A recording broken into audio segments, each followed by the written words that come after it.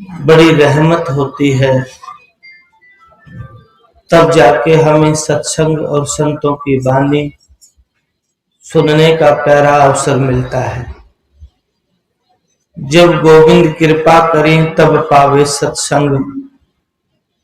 गुरुदेव स्वामी नित्यानंद दयाल फरमाते हैं, जब गोविंद की, भगवान की बड़ी दया होती है, तब जाके इस जीव को सत्संग मिलता है। और सत्संग ही इस जीव के जन्म जन्म के दुख काटने का साधन है।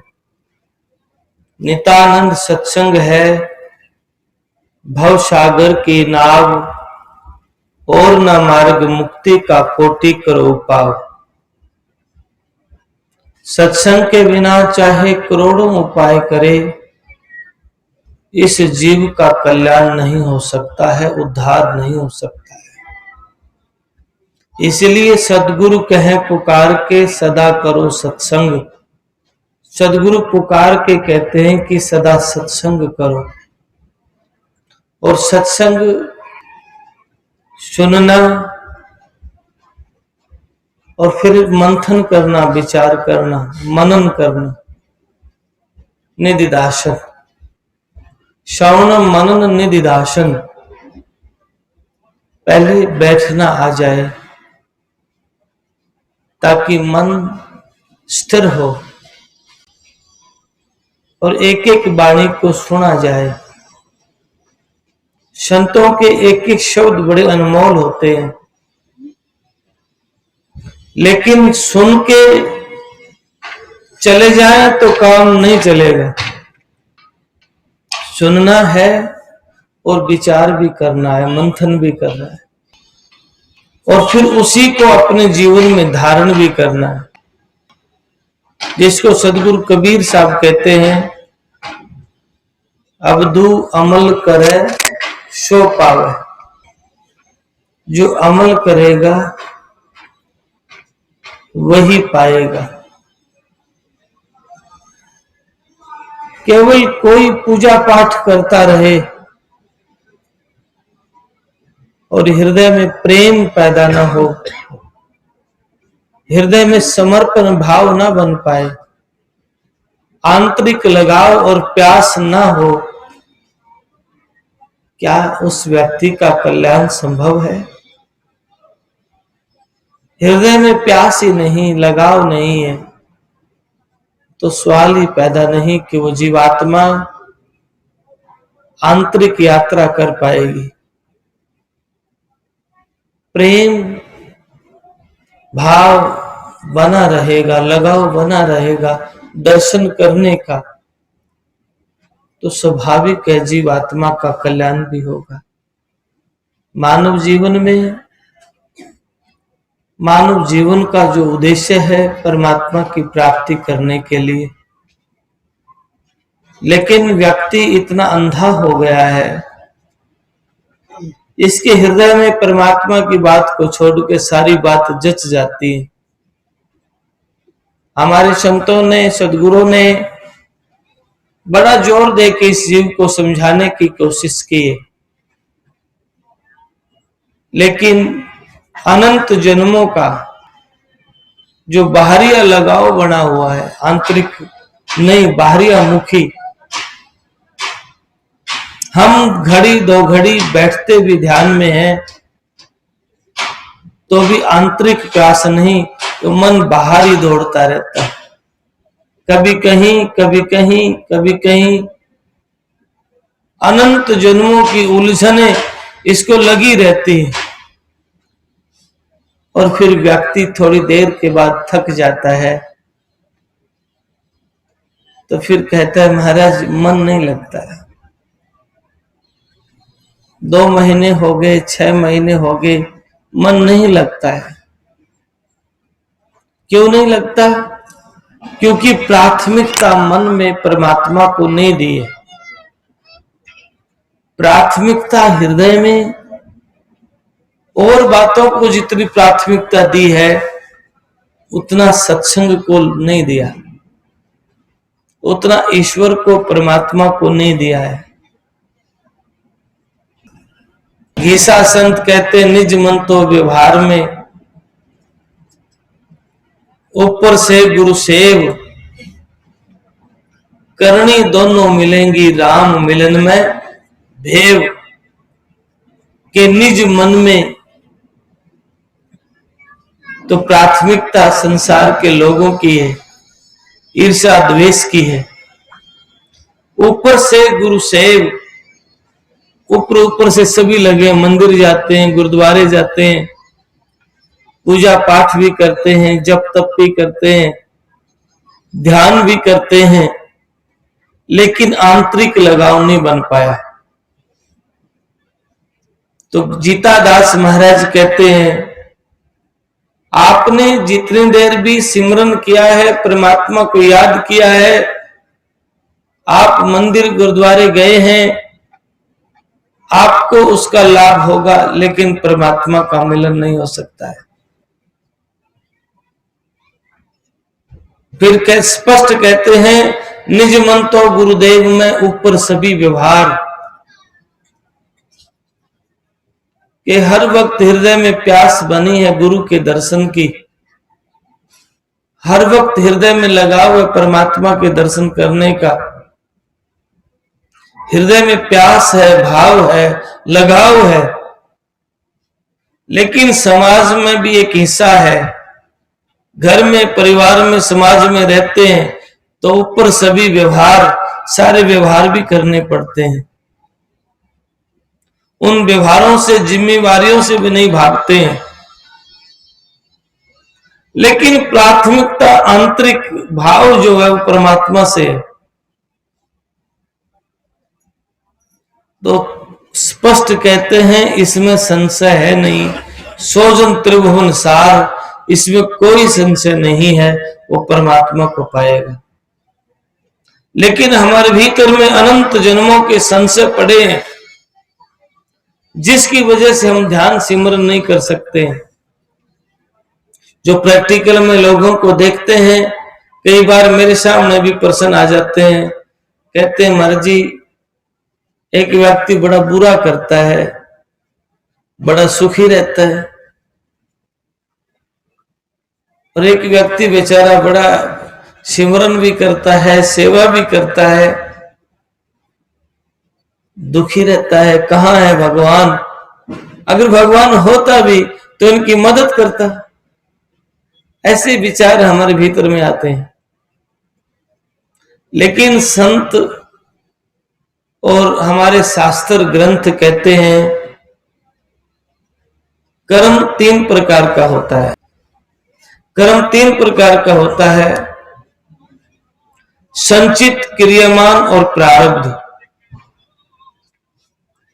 संचित हमारा वो कर्म है, इस बात को समझना बहुत जरूरी है, और जब तक हम इनको नहीं समझ पाएंगे तब तक हमारे व्यवहार में बदलाव नहीं आ सकता है। संचित वो कर्म है जो अनंत जन्मों का किया हुआ एक जगह पे इकट्ठा पड़ा है, और प्रारब्ध की पूंजी लेकर के हम आए हैं, प्रारब्ध की दौलत को लेकर के हम अभी आए हैं। मानव जीवन में या अन्य जीवन में जो भी आया है, लेकिन क्रियामान जो वर्तमान में हम अच्छा या बुरा कर्म को करते हैं, जो भी व्यक्ति कर्म करता है वो क्रियामान होता है, और वो कर्म संचित में जुड़ जाता है। देर सवेर चाहे कितना भी समय लग जाए, व्यक्ति ने उस कर्म का भुगतान करना ही पड़ता है। कितना भी समय लग जाए, जन्म जन्मों के बाद भी। भगवान श्री कृष्ण से धृतराष्ट्र ने प्रश्न किया कि प्रभु मैं 100 जन्मों की जानता हूं, मैंने ऐसा कर्म नहीं किया जिससे मुझे अंधा होना पड़ा। भगवान श्री कृष्ण ने कहा कि राजन 108वें जन्म के ऊपर नजर दौड़ा के देखो, आपने एक पक्षी की आंख फोड़ी थी। 108 जन्मों के बाद धृतराष्ट्र को अंधा होना पड़ा। ऐसे ही जो हम कर्म करते हैं आज वर्तमान में, वो कर्म हमारे क्रियामान होते हैं और संचित में जुड़ जाते हैं। देर सवेर वो गाड़ी घूम के उन कर्मों के पास आएगी और फिर उन कर्मों का भुगतान हमने ही किसी न किसी रूप में करना पड़ता है। एक उदाहरण है, एक साहूकार सेठ जिसका व्यापार दुर्लभ फैला हुआ था, लेकिन साहूकार सेठ के औलाद नहीं थी, कोई बच्चा नहीं था। इस बात को लेके सेठ दुखी था। व्यापार दुर्लभ फैला हुआ, घर में बच्चा नहीं, इतनी दौलत होने के बाद भी सेठ दुखी, क्योंकि कोई बच्चा नहीं है, बेटा नहीं है। घर में एक नौकर रहता था, छोटी अवस्था थी। नौकर ने सेवा कर करके सेठ के दिल को जीत लिया। सेठ के मन में ख्याल आया, क्यों ना इस नौकर को अपने घर पे रखा जाए। रात्रि को अपने घरवाली से बतलाया, दोनों सहमत हो गए। तो सदगुरु की प्यारी साध संगत जी, तो सवेरे उन्होंने उस बेटे को अपनी गोद रख लिया। कहा कि बेटा, आज के बाद जो भी आमदनी होगी हमारी व्यापार में, उसमें से 10वां हिस्सा आपका रहेगा। ऐसा समझौता किया उस नौकर से। जब हमारे मन में कोई भी अच्छा काम करने का फुरना आता है तो ये परमपिता परमात्मा की बड़ी देन होती है। और फिर उस सेठ का व्यापार भी बड़ा स्पीड से विकास करने लगा, फैलने लगा। एक दिन इतना बड़ा समझौता हुआ कि उस नौकर को 10 रुपए के हिसाब से कई लाखों रुपया देना पड़ गया। और ध्यान रहे, जब माया आती है व्यक्ति को अंधा कर देती है। ऐसे ही साहूकार सेठ के मन में बेईमाना आ गया। और बेईमाना आया, अरे 10 रुपए के नौकर को लाखों रुपया दिया जाए, ये कोई समझदारी थोड़ी है। कहां की समझदारी है। तो साहूकार सेठ ने बेईमाने में अंधा होकर के उस नौकर को जहर का इंजेक्शन लगवा दिया। सदगुरु की प्यारी साध संगत जी, जब जहर का इंजेक्शन लगवाया, बेटे की मौत हो गई। घर खबर भेज दी, लड़का सीरियस है। फिर खबर भेज दी, लड़का मर गया है। और इतने दूर लाना उचित नहीं समझा, संस्कार भी वहीं करवा दिए। ये प्राणी अपनी होशियारी तो बरतता है, दुनिया की नजरों में ठीक भी हो सकता है, लेकिन परमपिता परमात्मा की नजरों में वो देख रहा अनंत आंखों से, उसकी नजरों से कैसे बच पाओगे। ऐ मेरे पर्दे के महरम प्यारे, तुमसे कहां लकूं जिया रे। बाहर भीतर की सभी लखत जो मैं कर्म किया रे। बाहर बुगला ध्यान लगावे, भीतर पाप समाना। भला बुरा भीतर बाहर का साहिब से नहीं छाना। बाहर और भीतर का परमात्मा से कोई बिछानी नहीं है।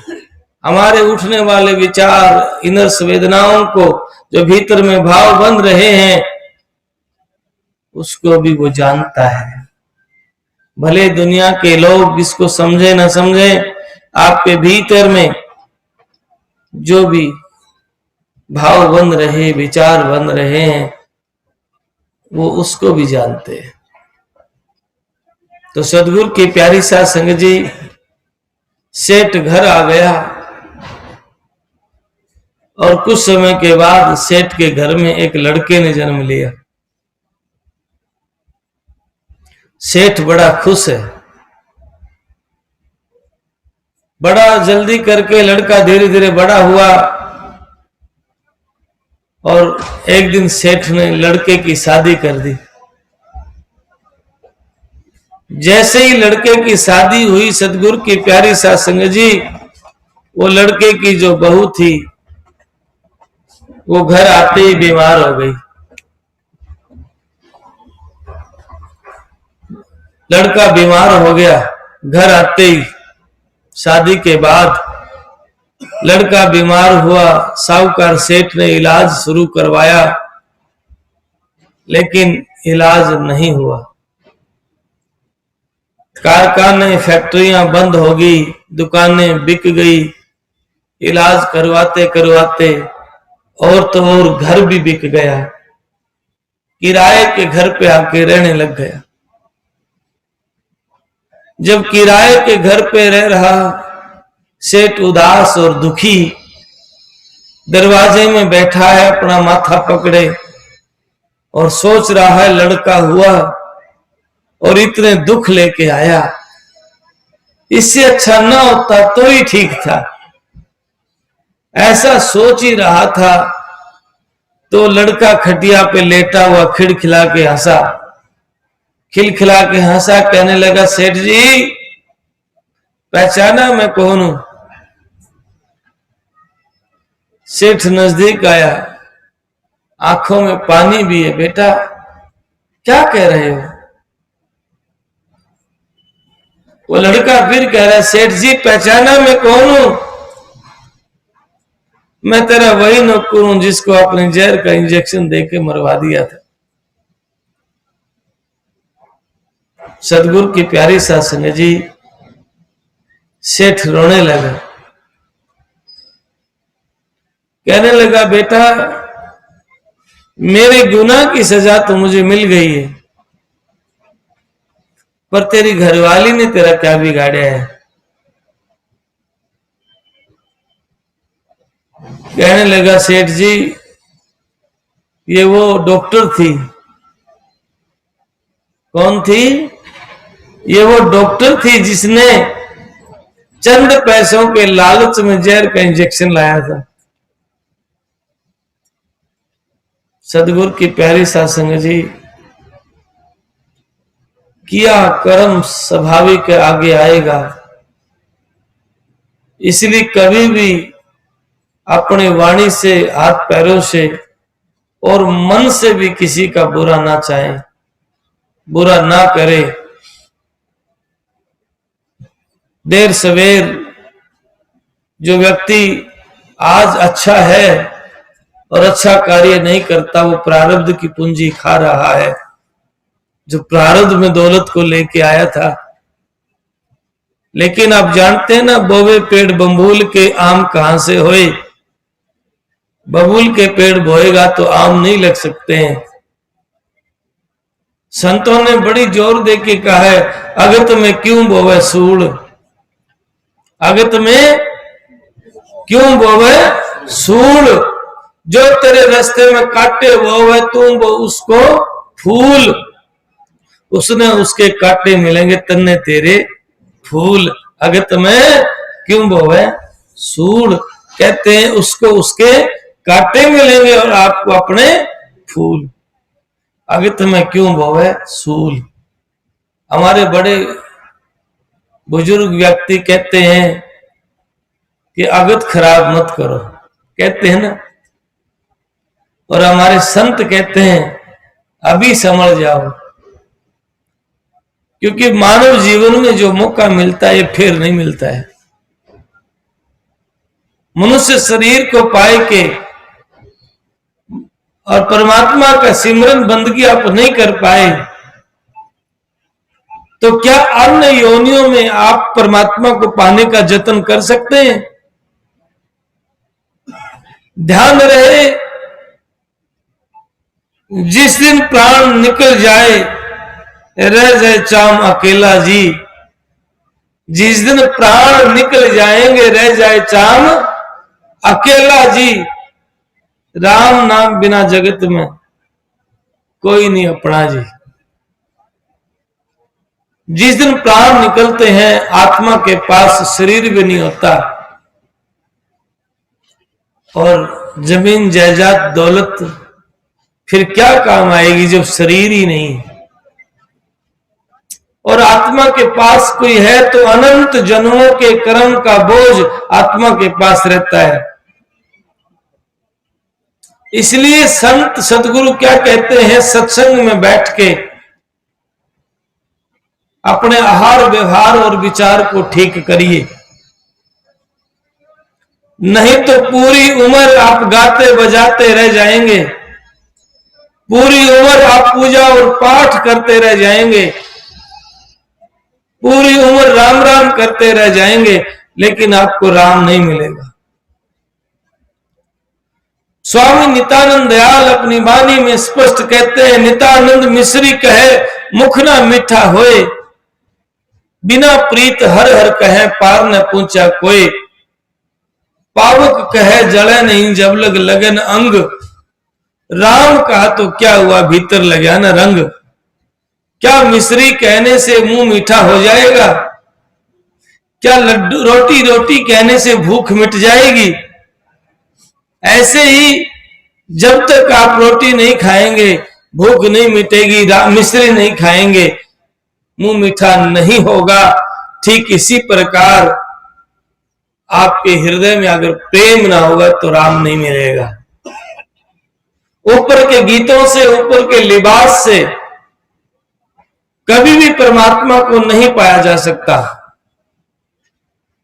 इसलिए सदगुरु की प्यारी साध संगत जी, जब आपने राम को परमात्मा को पाना है तो तमाशे सब त्यागिए, आडंबर को छोड़ के परमात्मा के नाम की कमाई करिए, मालिक के नाम का सिमरन करिए और अपने आहार व्यवहार और विचार को ठीक करिए।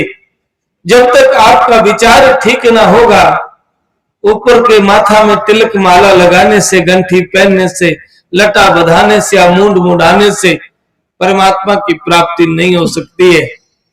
संतों ने स्पष्ट कहा है, लेकिन हम समझते वही हैं जो हमारे मन के अनुसार होता है।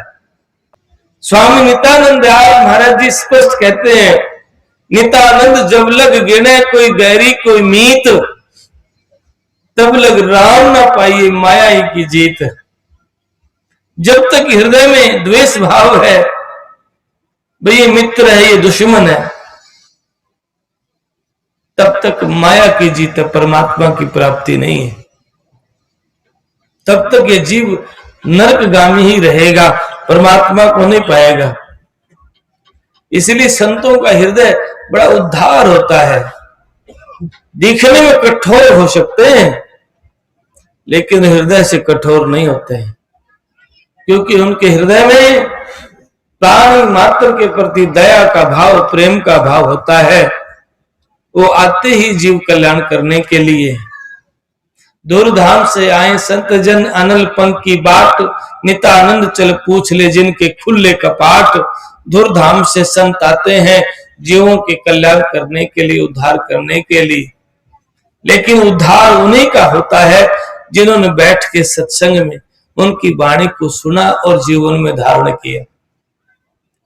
अगर हम अमल में नहीं लाएंगे तो फिर कैसे बात बनेगी। और संत जोर दे के कहते हैं, बीती बहुत रही थोड़ी सी, या उम्र बीत गई थोड़ी रहेगी, पता ना कब प्राण पखेर उड़ जाएगा, पता नहीं कब पंछी उड़ जाएगा, और फिर ये महल बंगले घर परिवार धरे के धरे रह जाएंगे। आजा रे बंदे शरण सतगुरु की, फिर पाछे पछताएगा। आ बंदे सतगुरु का नाम सिमरन कर, नहीं तो फिर उम्र उम्र रोता रहेगा। आपको कभी भी ये अवसर, ये समय, ये घड़ी, ये मौका नहीं मिलेगा। घड़ी घड़ी काया घटे टेर कहें घड़ियाल, बीते बरिया तंत की सुमर गोपाल गोपाल। तंत के मौके बीतते जा रहे हैं और अंत वेले चूक जाएगा, फिर ये अवसर, ये मौका नहीं हाथ आएगा। स्वामी नित्यानंद दयाल कहते हैं, जैसे दिए का तेल धीरे धीरे समाप्त होता है और एक दिन दिया बुझ जाता है, ऐसे ही ये दिया धीरे धीरे तेल समाप्त होता है और एक दिन पंछी उड़ जाएगा, खत्म हो जाएगा। पल पल आयु घटे नर तेरी, जो दीपक का तेला है। बुझे जोत अर्तन भवन अंधेरा, क्यों इतने पर फैला है। हरि नाम बिना मन मैला है। परमात्मा के नाम के बिना मन का मैल नहीं जा सकता है। अगर चाहते हैं कि कर्मा की रेख पे मेख मारे तो नाम का सिमरण करो, सारे दोष दूर हो जाएंगे। क्या कहते हैं, राम नाम हृदय धरो भयो पाप को नाश, जैसे चिंगारी आग की पड़े पुराने घास। जैसे जरा सी छोटी सी चिंगारी आग की बहुत सारे घास के ढेर को जला के भस्म कर देती है, ऐसे ही परमात्मा का नाम आपके जन्म जन्म के दोषों को, दुखों को दूर कर सकता है। राम नाम हृदय धरो भयो पाप को नाश, जैसे चिंगारी आग की पड़े पुराने घास। ऐसे ही मालिक का नाम आपके जन्म जन्म के, नानक साहब भी कहते हैं, सर्व रोग की औषध नाम, सारे रोगों को खत्म करने की दवा ही परमात्मा का नाम है। और नाम भजा सो जित्या, जग में नाम भजा सोई जित्या रे। इसलिए संत चरणदास महाराज कहते हैं, अब तो सिमरण कर मन मेरे, अगले पिछले अब के किए पाप कटे सब तेरे। अब तो सिमरन कर मन मेरे, मेरे मन सिमरन करो। ये दौलत ही आपकी जो आपके साथ जाएगी, आपके काम आएगी, जो इस शरीर के भी पार जाएगी। आप एकांत में बैठ करके मंथन करना, विचार करना, अपनी अंतरात्मा से पूछना और अपने आप से धोखा मत करना। एकांत में बैठ के पूछना, कौन सी वस्तु है जो आपकी इस शरीर के बाद भी पार जा सकती है, जो शरीर के बाद भी काम आएगी।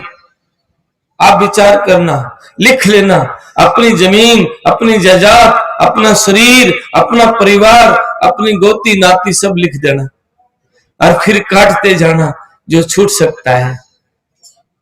मित्र भी, प्यारे भी, गोती भी, नाती भी, दौलत भी, परिवार भी, और तो शरीर भी,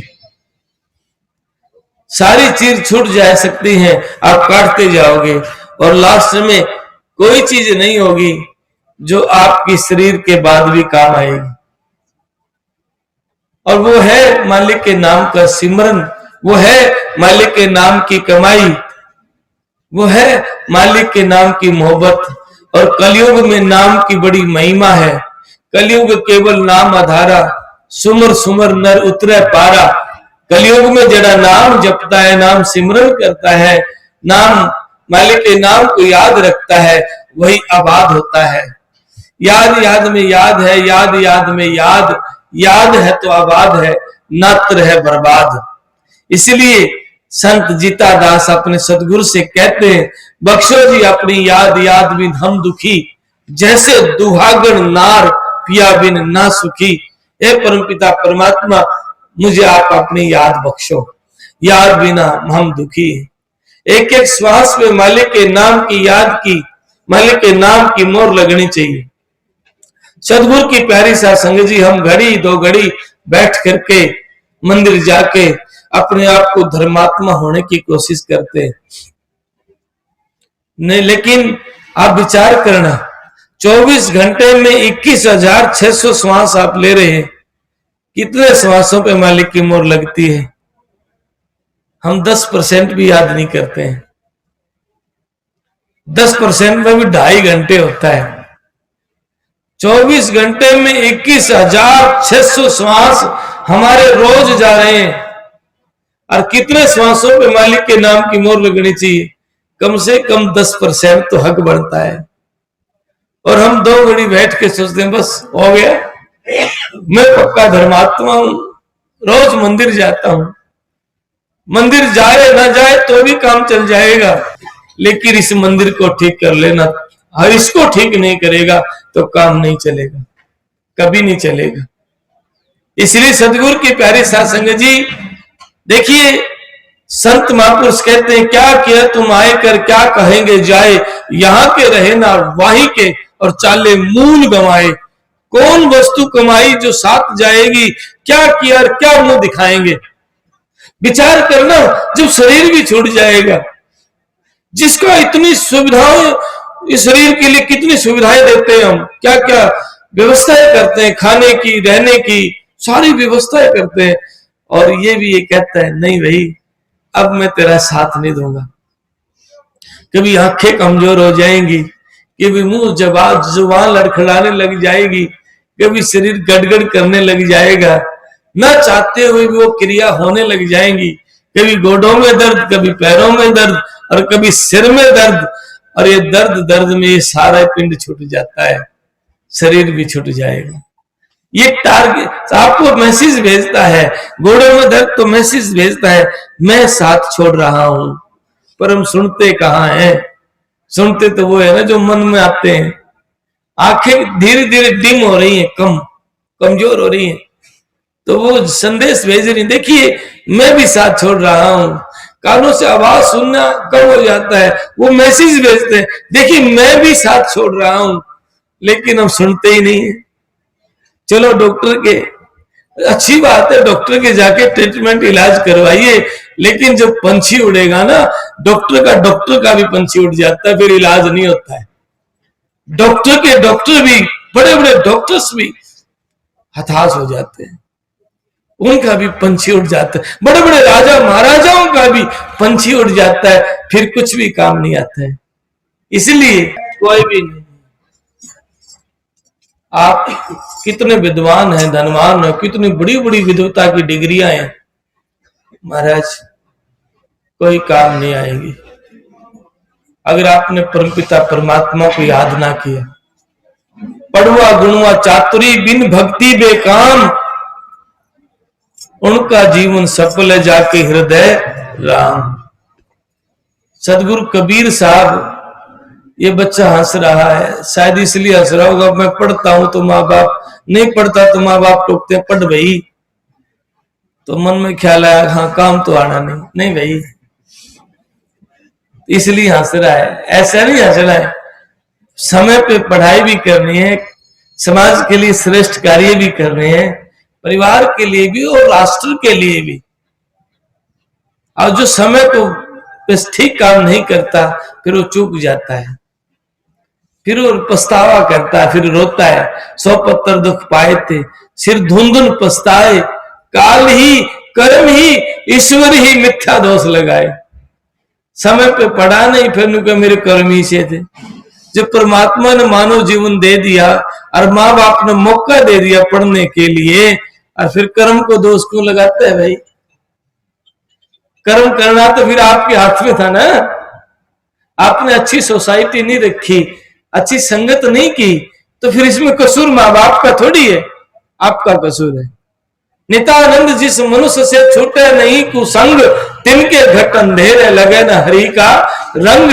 जिस व्यक्ति से बुरी संगत नहीं छूटती है, चाहे वो कोई भी हो, जिस व्यक्ति से बुरी संगत नहीं छूटती है, उसके भीतर में हरि का रंग नहीं लग सकता है। इसलिए सदगुरु की प्यारी सत्संग जी अपने बच्चों को, परिवार को कोशिश करे, घड़ी दो घड़ी जब भी फुर्सत मिल जाए सत्संग में बैठाए, सत्संग सुने, ऐसे महापुरुषों की संगत जरूर करवाए, जिसके करने से हमारे अंदर बदलाव आता है, परमात्मा के प्रति लगाव पैदा होता है, ताकि देर सवेर एक दिन असलियत को जान जाए कि ये तन भी झूठा, ये सब झूठा है। झूठे सुख को सुख कह रहे थे और मन की मौज को मान रहे थे। क्या कहते हैं? झूठे सुख को सुख कहे, मानत है मन मौज, जगत समीणा काल का कुछ मुट्ठी कुछ गोद। हम झूठे सुख को सत्य मान बैठे, नासमान की आस में अविनाशी को छोड़ दिया। जो मिट सकता है उसकी आस में, जो नहीं मिट सकता वो परमात्मा, उसको छोड़ दिया। और फिर कहते हम सियाणे और समझदार हैं। नहीं, नर धोखे धोखे लुट गया, आगी अंत घड़ी। फिर बहुत से लोग कहते हैं मेरे से, महाराज जी मैं तो अब वृद्ध हो गया, अब क्या करूंगा, अब तो शरीर बूढ़ा हो गया, भजन नहीं कर सकता। तो स्वामी नित्यानंद दयाल क्या कहते हैं? जो कुछ गया सो जान दे और रहता ले बचाए। नितानंद ये अमर धन फिर मिले न आए, भी जो गया उसकी फिक्र मत कर, जो है ना, जो है तेरे पास उसको याद कर। अगर आपको अंत वेले भी याद आ गए ना तो बढ़गी बात कि अंत वेले तो याद नहीं आता, बच्चा पूरे साल पढ़ता है और अंत टाइम आता है पेपर लिखने का, वो याद ना आवे तो पूरा साल पढ़ा के काम आवे। और आपको आ रहा है तो अच्छी बात है, और बिना अभ्यास तो याद नहीं आ सकता। और अंतमति में वही विचार रहते हैं जो अनंत जन्मों के भरे हैं, सिमरन किया नहीं तो कैसे कट जाएंगे। इसीलिए सदगुरु की प्यारी सत्संग जी, परमपिता परमात्मा को याद करो, हाजिरी लगाओ अपनी ओर से रोज। जैसे बच्चा स्कूल में जाता है ना, कई टीचर बैठे हैं, कोई बच्चा स्कूल ना जाए और उसकी हाजिरी पूरी ना हो एक रूल के अकॉर्डिंग, तो शायद वो पेपर में नहीं बैठ सकता, ऐसा कुछ है। और भले ही वो होशियार है लेकिन उसकी हाजिरी पूरी नहीं है। और एक बच्चा भले ही दिल हो, कुछ भी नहीं आता और हाजिरी पूरी है तो पेपर में बैठ सकता है। तो अपनी हाजिरी पूरी रखनी चाहिए गुरु घर में। हे सदगुरु प्यारे, तेरे शरण पड़े आप समारे, मेरे प्रभु तुम राख ले। इस काया को अमर जान के सोचा था कि मैं सदा रहूंगा, अमर जान के सिंची काया सो मिथ्या महाराज काची गगरी है। हे महाराज, सो तो मिथ्या है, काची घड़ी है, पता ना कब ये गगरी फूट जाएगी। फिर कबीर साहब कहते हैं, कहे कबीर एक बिनती मोरी मत घालो महाराज यम की नगरी है। ए गुरुदेव, मेरी विनती है, काल की नगरी से बचा लो, क्योंकि ये जीव काल का ग्रास ना बन पाए, और काल का ग्रास बन गया तो फिर बुरी बनेगी इस जीवित है। संत के थारे जीवते बुरी बनेगी 84 में जाए के। इस जीव के साथ क्या हाल होगा, कभी कहीं कभी कहीं योनियों में भटकता रहेगा। इसलिए सदगुरु की प्यारी साध संगत जी, संत की संगत करो, विनती करो, प्रार्थना करो, और अपने घर में रह के अच्छा व्यवहार करो। अपने माता पिता की, सास ससुर की सेवा करें, क्योंकि वो कर्म आपके साथ खड़ा रहेगा। कर्म नेकी करेंगे तो अच्छी बात है, अगर आप परेशान करेंगे तो फिर वो देर सवेर आपके सामने आएगा, फिर आप रोएंगे, मैंने तो ऐसा किया ही नहीं है, मैंने तो किया ही नहीं है। तो हर व्यक्ति को भगवान श्री कृष्ण थोड़ी आके कहेंगे धृतराष्ट्र की तरह, उस जन्म में देखो आपको क्या किया था, ऐसा कहा था ना। तो सदगुरु की प्यारी सत्संग जी, चाहे बैठे थोड़ी देर पर रोज बैठे अभ्यास करें, और अपने आहार को, व्यवहार को और विचार को ठीक करें, क्योंकि ये सारी चीजें किसी न किसी रूप में कर्म बन के आपके साथ खड़े रहेंगे।